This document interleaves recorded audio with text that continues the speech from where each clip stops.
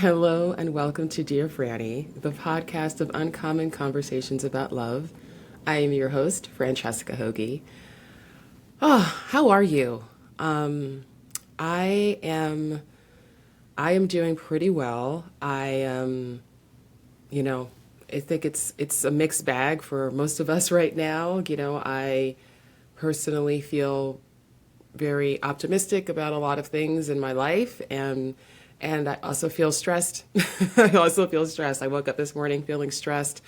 I had to take some time to just reset, and I hope that you're doing that as well when you're feeling stressed, and that you are really utilizing all the tools in your toolbox to just take care of yourself. I mean, self-care is it's not as simple as beauty treatments and you know treating yourself to things. It's actually, as you might have heard me talk about before, the way I think about self-care is, number one, how do I want to feel?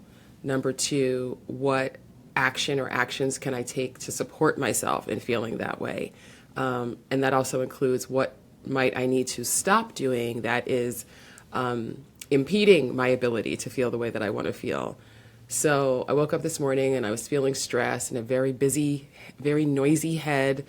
And so I just, luckily, well, even if I didn't do this, normally I would still have done it. I definitely would have done it this morning. I have a morning journaling practice that I've been doing for years. And so I just started writing, and it just helps so much. So this is just another plug for journaling. I'm up to journaling 3 times a day at this point in my life. There's the morning, there's the midday, sometime during the day.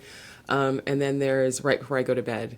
Even though last night I was looking this morning what I wrote last night, and it was like, I am beyond sleepy. That was all that I could that was all I could manage. So like one sentence. Didn't say it had to be a long journaling session. But anyway, I've been thinking about what I wanted to talk to you about, and apologies that there was no episode last week. I was traveling, and there was just so much going on. I just did not have time. But I'm back, so apologies for that. But I was thinking about how people say, there's so many unhelpful things that people say that when you're single and you're looking for a relationship. And one of those things that people say is, when you stop looking, that's when you'll find the person. And it's such an unhelpful thing to say, and something that I thoroughly disagree with, because, for myself, I have intentionally set out to manifest a relationship, and I've done it. And obviously for my clients as a coach, that's, one of the main reasons they're coming to me. So I'm like, yes, that intention is very important.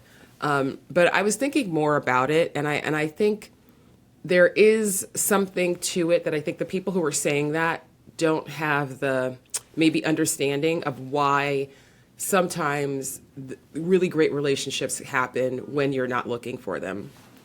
And I think the difference is that when you're at a place in your life where you're not actively seeking a partnership, and maybe you're just like, I want to be alone right now. I want to be single right now. I have other things that are priority. I want to work on myself. I want to heal from my last relationship, whatever the case may be.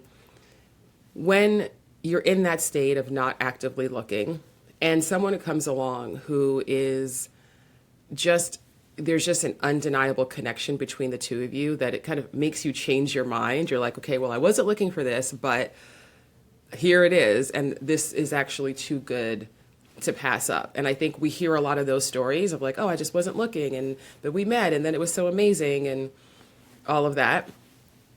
And to be honest, I do have one of those stories right now that I'm living, and the relationship that I'm in now. But I think that what it is, it's not the point. The point is not that you weren't looking. The point is that because it wasn't a priority, you were not projecting onto other people. And I really think this is a lot more about projection than anything else. Because when you are actively looking for someone, to meet someone, it's very easy to just you know that Dr. Seuss book, like, Are You My Mother, right? Like there's this like orphaned animal. I never remember what it is. It's like going around like looking for its mother. It's like, are you my mother? Are you my mother? You know?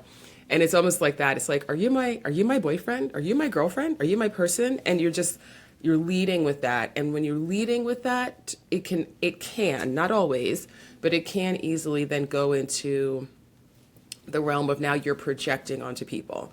So you meet someone and you're just like, you just want it to work out. So you might be overlooking things. You might be attributing characteristics to them that they don't actually possess, right? You might be ignoring your intuition because you're like, no, this person they're here and they're available and they're looking too. And so let's just make this work.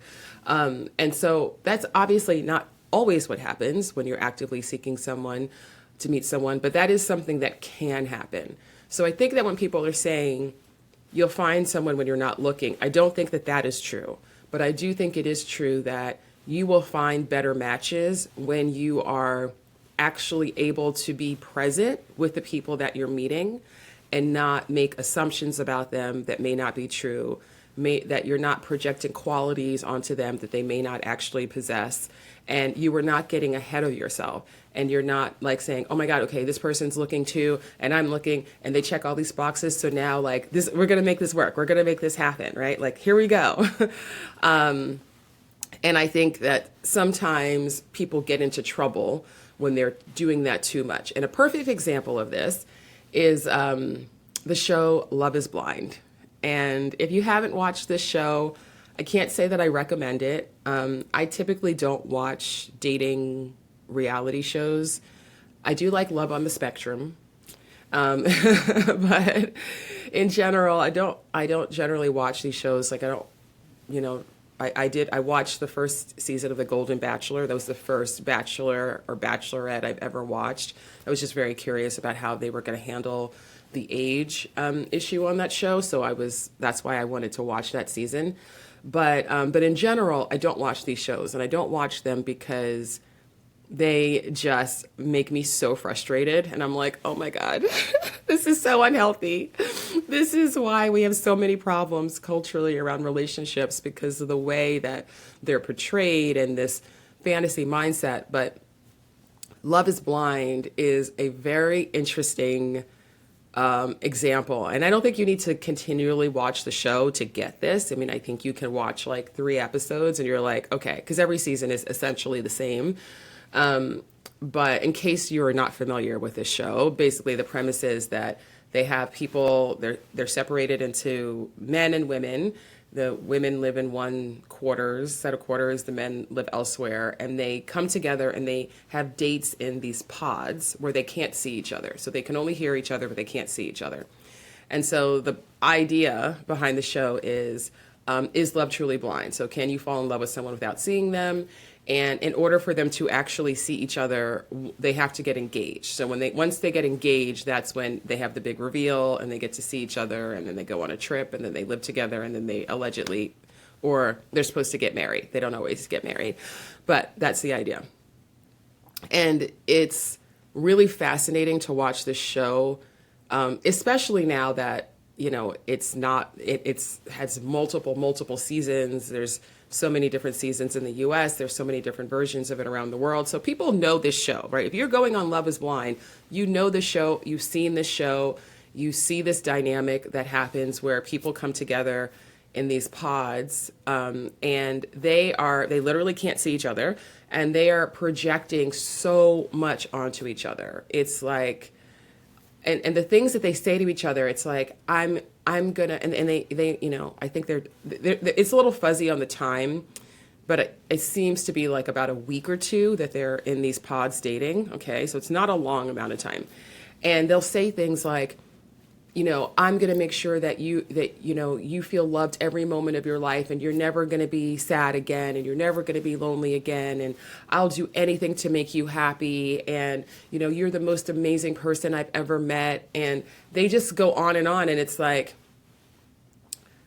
calm down. Like, you don't actually, and you're dating other people, and half the time the things you're saying to this person, you're saying to the other person, and it doesn't matter. It's still like this spell that people just fall under, and how quickly so many of these connections fall apart. I mean, sometimes they fall apart very quickly while they're still in the pods, but sometimes it's like, as soon as they meet each other, it falls apart, or when they go on the vacation together, it falls apart.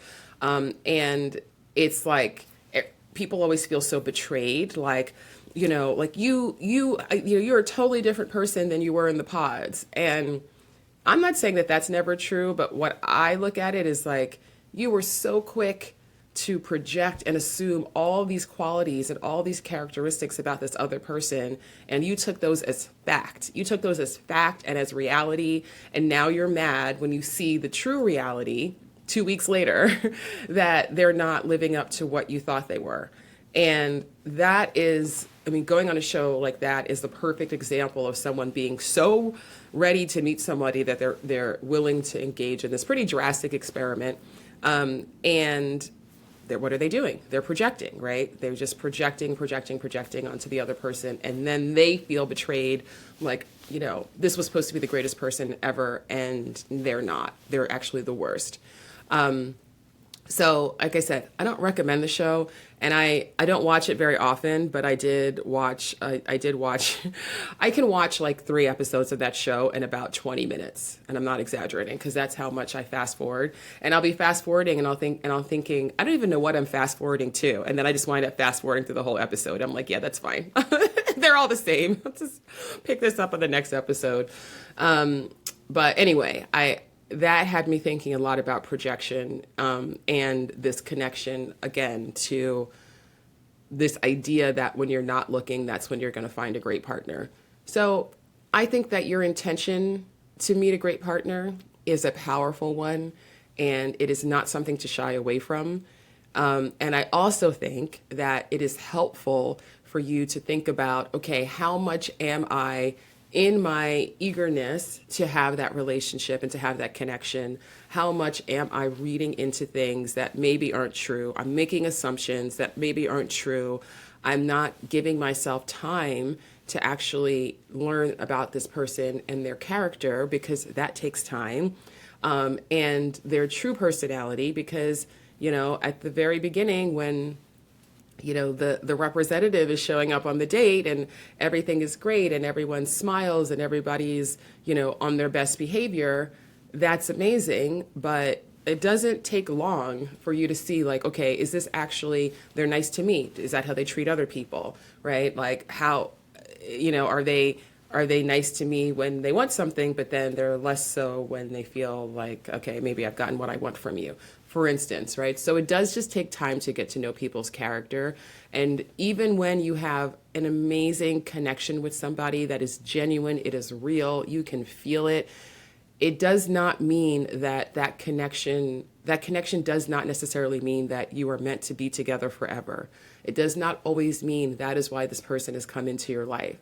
And the more that you can understand the larger purpose of your love journey, which is for you to learn how to be more loving towards yourself, towards other people, how to give more love, how to receive more love.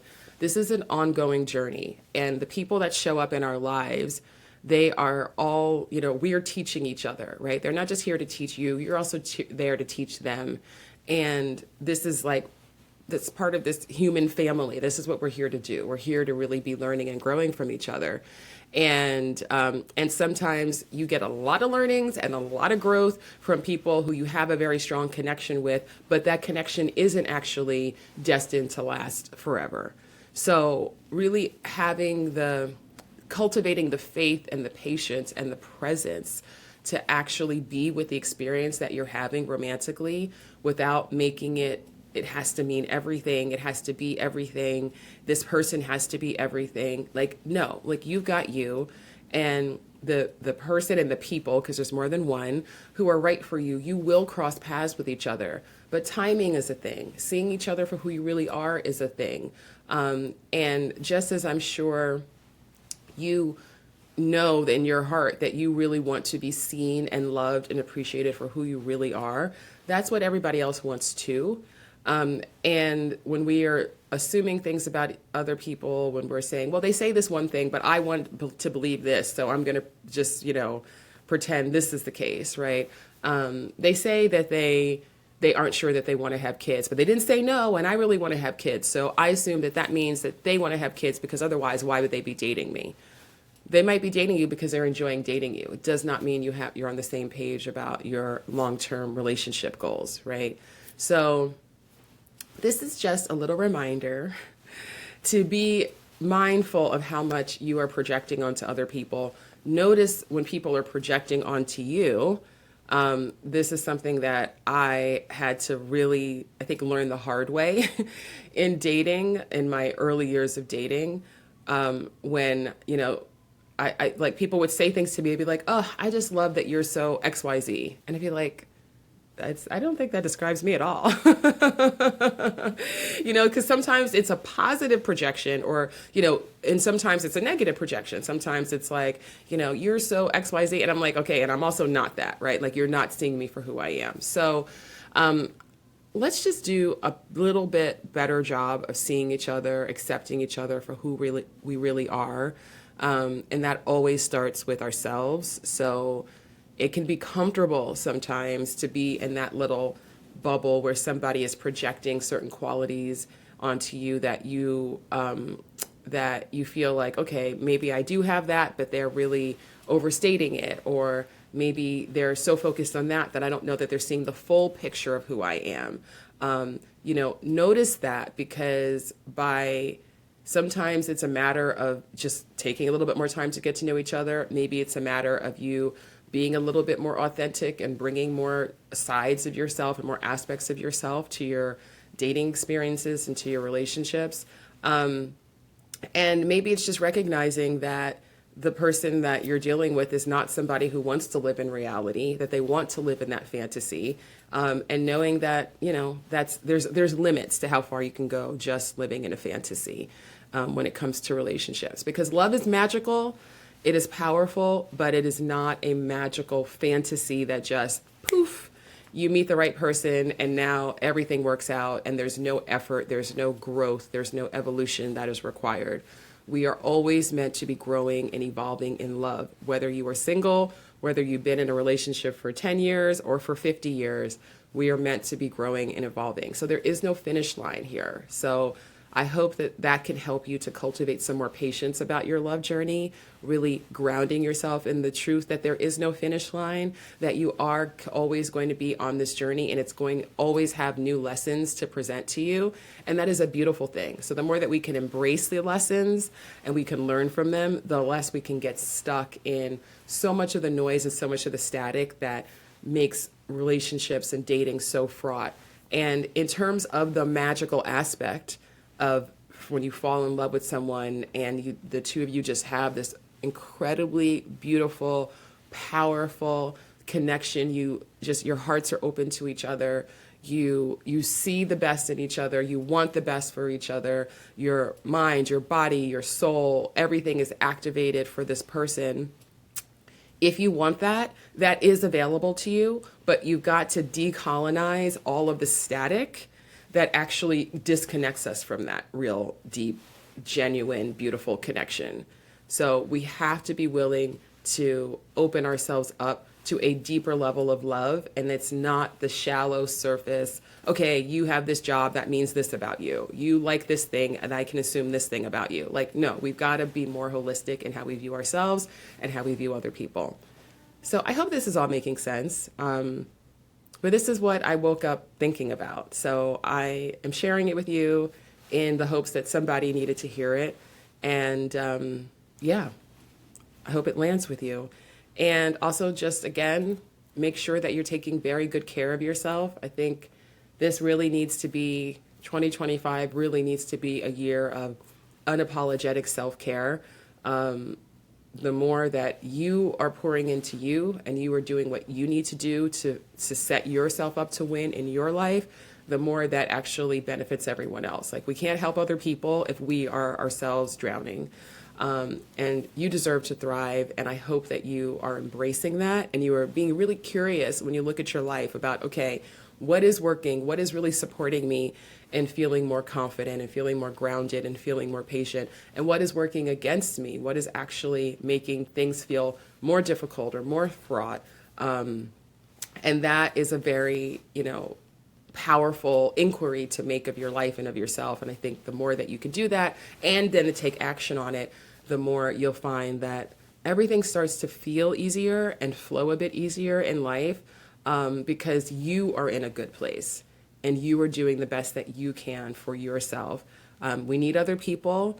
We need our relationships of all sorts. We need our community. This is not about being an island, but it is about knowing that the more you're able to fill up your own cup, the more you can then come to all of those other relationships full and not now depleted and not now taking on more than you can handle from other people or giving more than you have to give to other people. So that's what I want for you all. That's what I want for myself. And that is the daily assignment. All right. I want to also remind you, we are getting very close to my book release. We are just over a month away from April 8th, which is the day that my book, How to Find True Love, is released. And I really want to encourage you to get a copy of this book. I just recorded the audio book a few weeks ago. So if you like audio, just know you're going to get to hear my voice, which you're used to. If you like physical books, you can get the book anywhere you get your books, including the library, by the way. You can place a pre-order at your local library. You can go in and say, hey, this book is coming out. I want to reserve it in advance. And I just would really so appreciate it. I mean, I wrote this book to help you. I wrote this book to positively impact as many people as possible when it comes to dating and to finding and keeping really healthy, great relationships. And this pre-order phase, man, just quick aside, for any of you who are listening who, if you are an author and you've released a book, then you already know this. But if you haven't, this is my first time, there's so much pressure that is put on authors to really promote your book and get pre-orders for the book and all of that. And it's very stressful. I'm not going to lie. So that's part of why I'm waking up stressed, is because of the book. I'm excited about the book, but it's also a stressful process. Writing the book was easier for me than promoting it. But here I am, I'm promoting the book. So it would mean so much to me if you were to pre-order a copy and and spread the word. I'd so appreciate that. I appreciate you. Thank you so much for listening. I hope that you are safe and you are well wherever you are in the world. And I will be back next week. Until then, have a beautiful week. Take care.